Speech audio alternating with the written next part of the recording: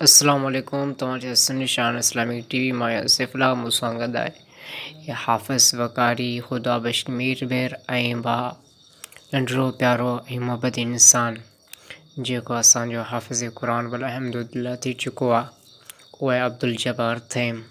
अल्हम्दुलिल्लाह हिन जी जेकी दस्तार फ़ज़ीलत 27 रजब जी राति कराची में गुलशन इक़बाल में थी ऐं माशाअल्लाह इहो तव्हांखे वीडियो ॾेखारियूं पिया।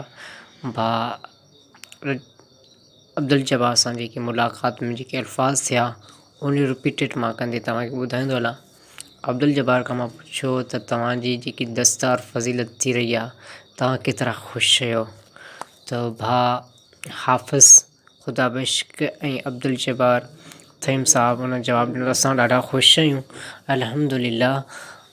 असांखे इहा दिली ख़ुशी थी आहे ऐं मूं उन्हनि खे चयो त मां बि एतिरो ख़ुशि आहियां जेतिरो तव्हां ख़ुशि आहियो। उन ख़ुशी जो सबबु इहो आहे जो अॼु मां तव्हांजी दस्तार फ़ज़ीलत में आयो आहियां।